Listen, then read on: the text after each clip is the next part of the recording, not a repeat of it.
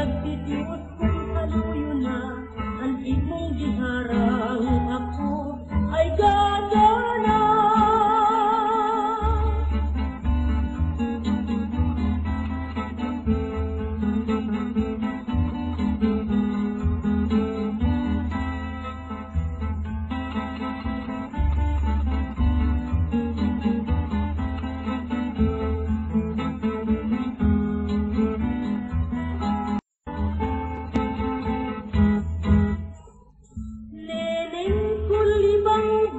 Makuring ang lipu-ngaw